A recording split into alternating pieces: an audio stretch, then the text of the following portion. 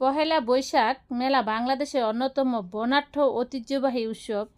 এই মেলা সাধারণত বাংলা নববর্ষ পয়লা বৈশাখ উপলক্ষে আয়োজন করা হয়। শহরে গ্রামে সব জায়গাতেই মেলা আয়োজন করা হয়। সবচেয়ে বড় মেলা হয় গুলিস্তান, রমনা বটমূলে, চারুকলায়, বকুলতলায়।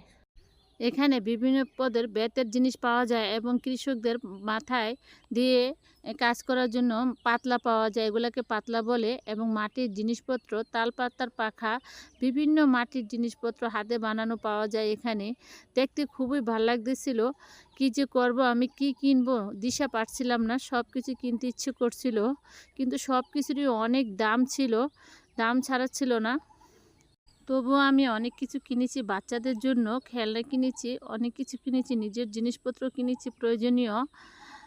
বড় একটা বটগাছ ছিল, সেই বটগাছের নিচে এই মেলাটা বসেছিল এবং খুব ওয়েদার ছিল, আবহাওয়াটা খুবই সুন্দর ছিল। পরিবেশটাও চারিদিকে খুব ভালো লাগছিল, ঠান্ডা ঠান্ডা ছিল। গাছের নিচে যেহেতু মেলা বসেছে, এই মেলায় কোনো নাগরদোলা ছিল না, বাচ্চাদের কোনো খেলনার মতো তেমন কোনো ছিল না বিনোদনের জন্য, কিন্তু সব কিছু ছিল কেনাকাটার জন্য।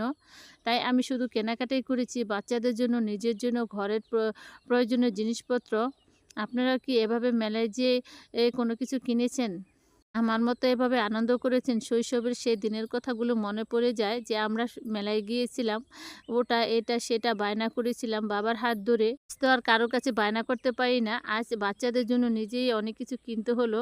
বন্ধুরা, আপনারা কি এগুলা চিনেন? গ্রামের পরিবেশে এগুলা আমাদের জলকান্দা বলে এবং এই বেতের জিনিসপত্রগুলো খুবই সুন্দর ছিল। আমি কিনে নিয়েছি এবং এই পাখাও নিয়েছিলাম এবং তালপাতার পাখাও কিনেছি।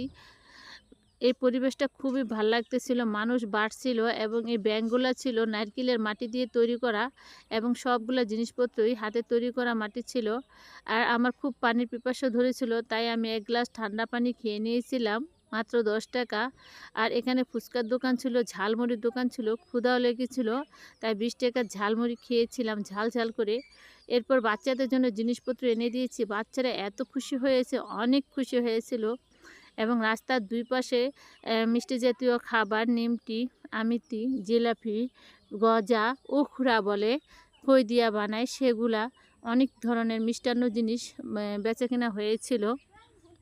এবং গরম গরম জিলাপিও তৈরি করা হয়েছিল, মুচমুচে, খেতে খুবই সুস্বাদু, একদম গরম ছিল, টাটকা ছিল।